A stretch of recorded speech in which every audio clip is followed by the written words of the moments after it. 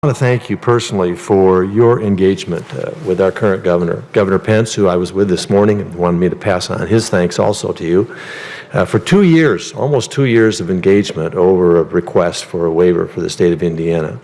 Our former governor, Governor Daniels, put into place something called the Healthy Indiana Plan. And it was innovative, it was creative, it has been proven to provide health care for a number of Hoosiers. And Governor Pence wanted to expand that. And there are 350,000 Hoosiers that will benefit, at minimum, benefit from your agreement to work with us and come to a conclusion. There's some really innovative reforms here on traditional Medicare. And I think some of them are the first ever.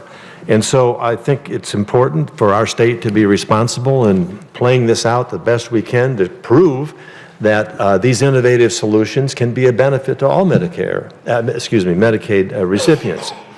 And in that regard, I would just like to have your assessment of some of the first-of-a-kind proposals that you have agreed to that hopefully will prove their worth and can be duplicated perhaps in other states or throughout the system. The co-pays, the patient participation, the patient option to choose a plan if it better meets their family needs, the contribution to the so-called power plan, which has helped the modification of health savings accounts, and the state's referral process to every individual who applies for job training and job searching through state sources. It's all combined in this new plan, and we're pretty excited about it. But I'd like to get your thoughts on it here. I think for the benefit of the members of the committee and for others who are looking at ways to provide better access, better health care at lower cost.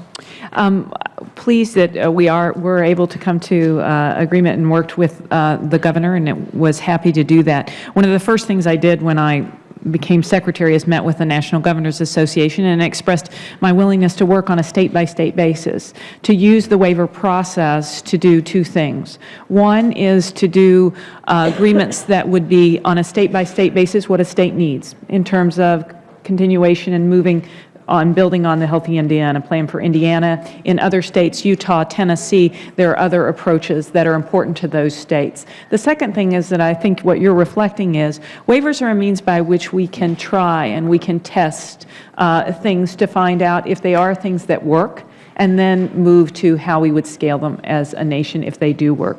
And so we're looking forward to working with the governor as he moves to implement, and tried to make sure that he could implement quickly as soon as we reached agreement. And we look forward to finding out what are the kinds of things that we can do better in Medicaid as a program.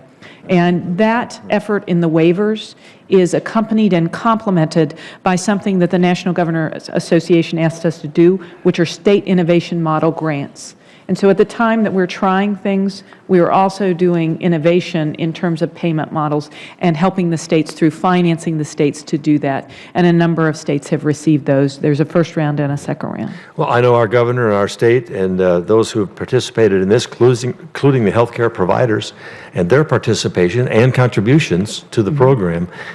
We have a lot at stake here, and we hope to be able to deliver to you innovative, successful solutions.